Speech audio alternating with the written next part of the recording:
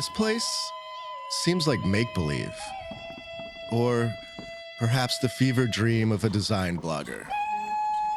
No one in their right mind would build a hotel in a forest and stick the rooms up in some trees. But then again, it sort of fits perfectly. Because this is Sweden, and the Treehouse Hotel oozes Swede.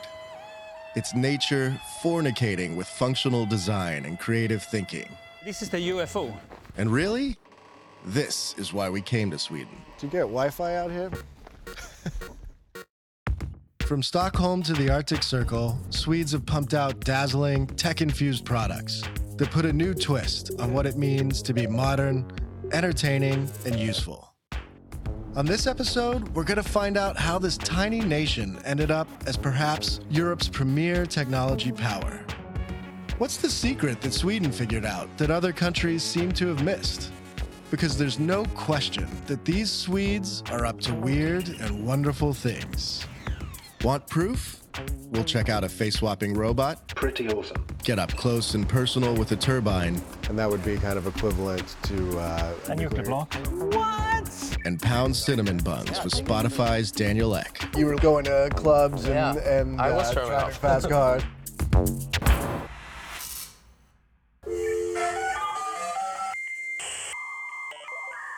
Silicon Valley may be home to some of the biggest tech giants in the world, but it's being challenged like never before. Crazy tech geniuses have popped up all over the planet, making things that will blow your mind. My name is Ashlee Vance. I'm an author and journalist, and I'm on a quest to find the most innovative tech creations and meet the beautiful freaks behind them. Hello, world.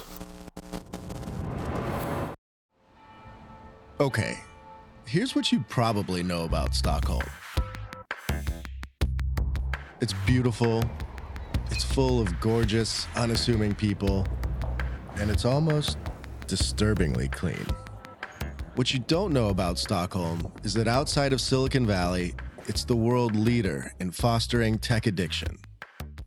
Spotify, Skype, and the makers of Minecraft and Candy Crush all got their start here. The Swedes, these supposedly cool, passion-challenged people, know how to tap into our desires and make simple things we can't escape.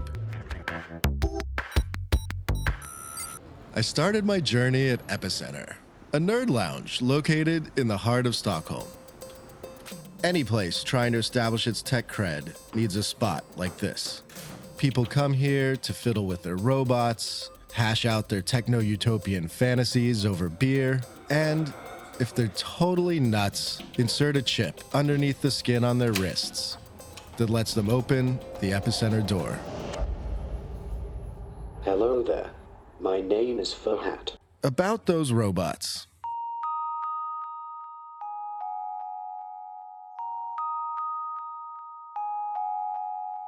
My reptile brain is telling me that this thing is alive.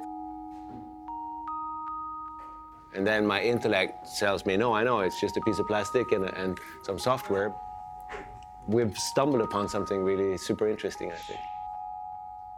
This is Ferhat, a promising stab at trying to make mechanical creatures and computer interfaces appear and act more like humans. Hi, my name's Ashlee. Hello, Ashlee. Nice to meet you. I am a socially intelligent robot. It's nice to meet you as well. Nice shirt. Thank you. We want to build a system that can interact very fluently with humans, understand their social signals, their emotions, their attention states. There's a phenomenon known as the uncanny valley. It's that queasy feeling you get when a robot or computer interface looks real, but not real enough. The brains behind Ferhat, these two hardcore academics, think they're on their way to solving that problem and making robots less nauseating. We come from a background of human-human communication, understand how humans interact with each other. There's this social layer that is on top of the typical AI. If they can push the technology forward, Ferhat could end up as the face of Siri or Amazon's Alexa. It might keep lonely people company, Do you think I look good? or be the thing you yell at when checking in for a flight at the airport. Can you walk us through like each little piece? Of course, Ferhat is a main piece here, He's got a hat and a wig. and a skull, and a mask. As far as robots go, Ferhat's design is really simple. It's as easy as taking a mask on and off. And then the mask is magnetically attached, so you can unplug the mask. And then you can attach a different mask, a different personality to it. And then it needs to be calibrated so that you can get the right... I do want to see the alien baby. What did you say? There is a facial animation system, like the ones you have in games and animated movies. Yeah. So it's all software-based. And then we use a micro projector to project that animation onto a mask. So you get very accurate eye movement, gestures, facial expressions, lip animation. I can look like a woman. And sound like a woman.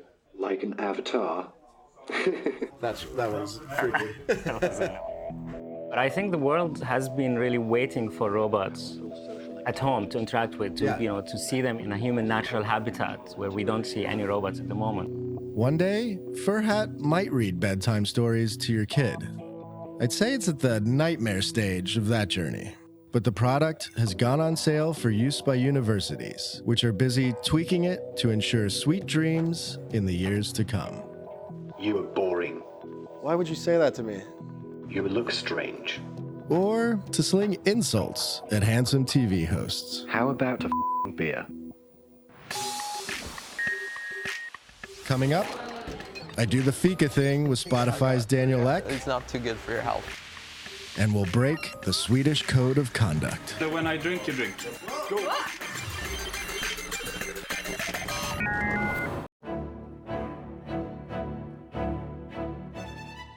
Sweden's rise as a tech power did not happen by accident. The country's advanced industrialization is due largely to Swedish inventions, like the dial telephone, and to high standards in engineering. Starting in the late 1990s, the government made a huge investment in broadband, laying fiber optic cables throughout the country. Then it began subsidizing PCs, so every citizen could have a modern computer with a super fast internet connection. But this wasn't all about making a sterile nerd factory. The Swedes also designed their education system to emphasize creativity and experimentation, and to mix the arts and sciences. One curious offshoot of this social engineering was that Sweden created a nation of pirates. That generation of tech-infused youngsters set out to pirate software, music, movies, anything really, and did so with astonishing skill. File-sharing services like Kazaa and uTorrent started here, and so did an entire political party, literally called the Pirate Party. One of the pirates was this bald beauty, Daniel Ek. Hey, man. Hey, Thanks great for to doing see you. this. Nice to see you. Thanks for Ek ran uTorrent and ended up on the wrong side of the music labels. Then he pulled a 180 and decided to try and become the music industry's savior by starting a new, less steely company, Spotify. It was Swedish simplicity that turned Spotify into a huge hit. People could find, stream, and download songs with such ease that neither consumers nor the labels could resist the service. Almost every morning, Ek stops off at Saturnus, a trendy cafe in the Östermalm neighborhood of Stockholm. Here, he engages in fika, a Swedish snacking ritual that takes place a few times a day. Should we dig in? Yeah, dig in, please. You like it? It is good. It's seems more wholesome than like a Cinnabon. Yeah. So you got it set off on the path of doing tech and music. So really the only thing that was important in my family was that you learn how to play music. I got a guitar when I was like 3, 4. Okay. But yeah, I got the computer when I was like 5. And for me, like in the beginning, it was really all about games, just fun playing. From that point, I kind of realized like, hey, these games are boring. How hard would it be to try to fix the games? Yeah. And so I started coding games when I was like 7 or 8 or something like that. It's kind of amazing that you've been on this trajectory, Yeah. Your whole life. Yeah, I've never had a normal job. When I grew up, like, I didn't realize how you made money. Starting something yourself or investing money or like, that was just a totally foreign concept. Yeah. Outside of Silicon Valley, Sweden has the highest per capita number of unicorns, which are startups valued over $1 billion. There's a tension that comes with all this new money and fame. Like much of Scandinavia, Sweden operates under a cultural code of conduct known as Jantelaw. It's a philosophy that demands people not think too highly of themselves. I was wondering if people recognize you out on the street. Yeah, I mean, they do, but because this is like Sweden, no one really comes up, except if it's like 10 p.m. and they've had a beer or two. Cut to 2016, and this way of living finds itself in conflict with tech millionaires boozing it up at clubs and hyping their tight little apps. Ek knows the situation as well as anyone. You know, by the time you were 21, I mean, you were a millionaire, essentially, right? Because you had sold a couple businesses and done very well for yourself. And then it sounds like you went through sort of a period where, I don't know if showing off is the right word, but you were living... going to clubs and driving fast cars. When I look back to it, I'm sort of almost ashamed of myself because it was like, you know, it was, today I realized that it was a huge sort of period of insecurity. It was a lot of fun, don't get me wrong, but it's like not who I am. And I never know, like as an outsider, if we make too much of all this, but this idea that you don't want to stand out in Sweden or Scandinavia, and you do stand out when you start making billions of dollars. It's kind of hard to. But it is changing. I mean, if you walk around in the city now, like I see like Ferraris, Lamborghinis, like there's quite a lot of that here, which is not really part of the fabric of how it used to be. Okay. To really contemplate Jantelaw, I took part in another Swedish tradition, known as standing pensively against a wall. Completely aware that I was being photographed for my own TV show. Where are you supposed to put your hand? Here are some of the rules of Jantelaw.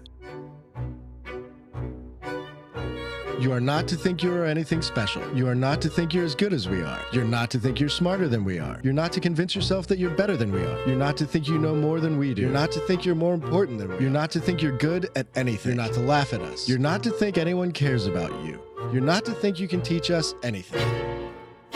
Ah, that was refreshing. With the brainwashing portion of the program over, it was time to live a little. We decided to get out of the cold, dine at a traditional Swedish restaurant, This is amazing. and then hit the town. It'll be just about me getting you guys lost. I'm Ashlee. Nice to meet you. Thank you, Henrik. All right, nice to meet you, man. From America. Oh, promised country. I'll tell you this about Jantelaw. It gives way after a few cocktails. I'm going to mix this with lemon and rosemary. I don't know what it's called. In Sweden they call it snaps. Yeah, snaps. Snaps, yeah. Snaps, we know snaps. Yeah, that's why everybody gets so drunk, because they just drink and they eat this much food instead, And that's when the other part of the Swedish character, the friendly, joyful, lubricated part, goes on full display. Hej hopp vad det snöar, farmor inga tänder. Skål! Go. Near the end of the night, it was time for my famous disappearing cigarette magic trick.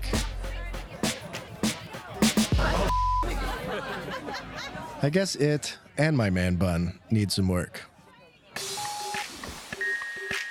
Coming up, I'll find out where my embarrassing photos live This is where all the action happens. and meet a turbine named Esther. The closer you get, the more manly you feel for some totally insane reason.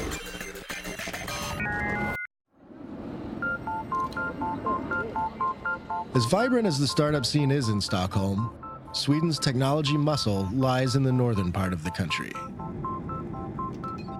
Head 560 miles up from Stockholm, and you'll end up in Luleå, a picturesque city of 70,000 people, wedged between the Gulf of Bothnia and the Arctic Circle. For centuries, Luleå has been a cultural and economic hub of this region. But what really has Luleå buzzing these days is the arrival of Facebook, which opened a data center on the outskirts of the city in 2013. At 300,000 square feet, it's one of the largest computer centers ever built. It's the kind of place you need a bike and a picnic lunch to explore fully. And while you're on that picnic lunch, you can take a selfie and post it here. Joel, it's nice to see you again. Hi Ashlee, welcome to Luleå. Thank you. And welcome to Facebook. Joel Shelgren has managed the operations at the Luleå data plant since it opened. He offered to show us the guts of this beastly building. Some people think the cloud is actually a cloud. For others, it's an ethereal mystery, the place where your photos and documents get sucked to and hang out. This, though, is the cloud. At least the physical manifestation of it.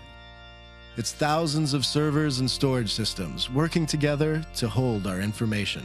This is where all the action happens. These are all our photos, our likes, Exactly. our This is really stories. sort of where Facebook is actually running. Look around. See over there? It's a picture of a young Ashlee Vance who thought that going blonde would be a good idea. And that one? It's a lingering poke from your creepy ex. And right there is an inspirational meme, helping lift people's spirits. Where does my mom find all these amazing quotes?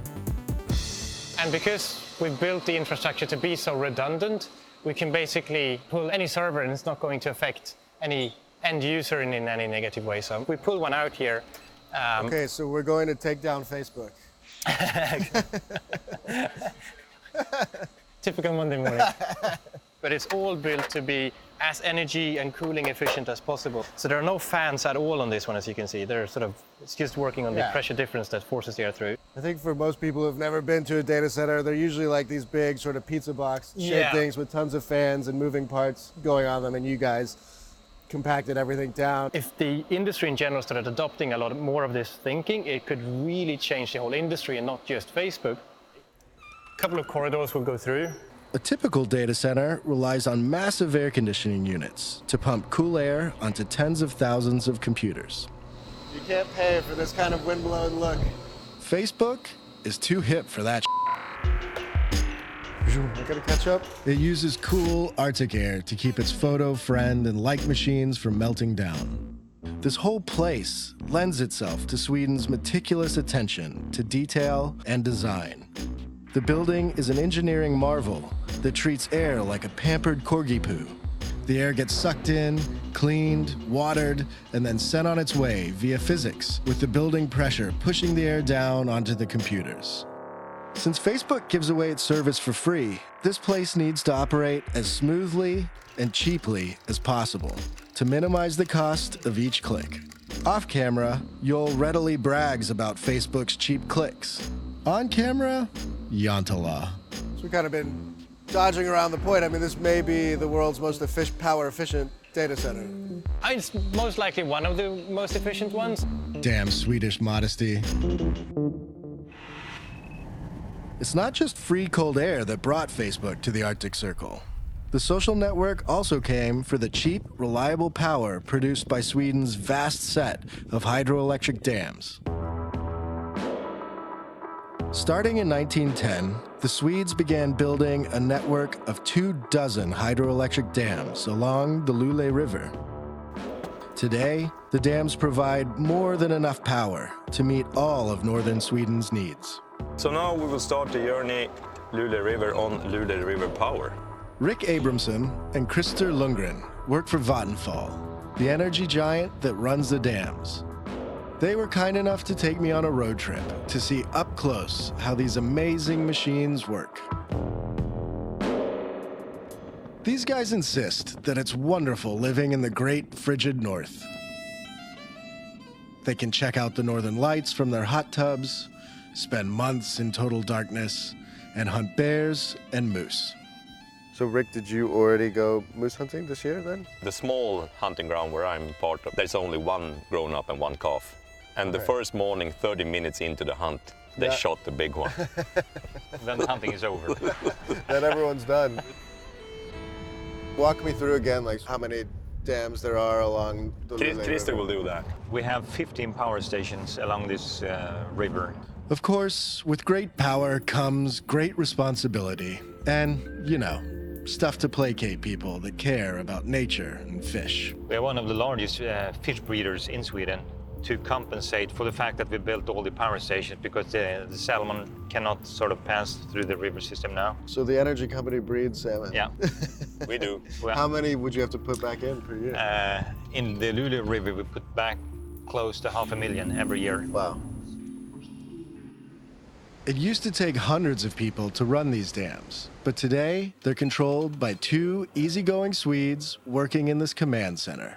From here, we control the complete river system, 15 power stations, and we have 2 guys here who controls the complete river. That's what seems incredible to me, is that 2 people would handle half a country's power. Yeah. You could essentially turn on a turbine and shut off a turbine, and so today that's all done through software. Yeah.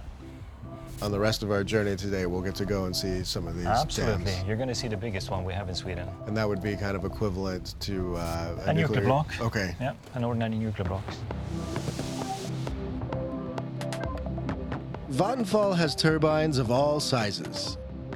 Some of them, like this big beauty named Esther, You see the size of it? Yeah. It's huge. produce as much power as a nuclear reactor. What? Down we go. This is what you've been waiting for. This feels like the seconds before a shuttle launch. Yeah. It does feel like that. I've been to a couple, yeah. How long does it take to get up to full speed? Here comes the water. That's amazing. Standing next to one of these turbines when it fires up is one of life's great, organ-rattling pleasures. It's unbelievable how fast it goes. The closer you get, the more manly you feel for some totally insane reason.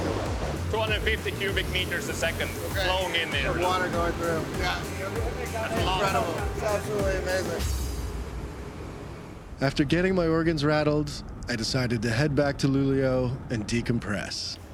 Damn, what a day. It's been a long but awesome week in Sweden. Somehow we ended up near the Arctic Circle with a campfire. It's our lucky day. I've been to Sweden a few times, and this trip confirmed my previous impressions about the country. These are a pleasant people who are remarkably good at making things everyone wants. But what's more impressive these days is the way in which the Swedes are embracing technology. The people here try harder than anyone else to find a balance between striving for a bright future while living within their means. And then, cinnamon buns.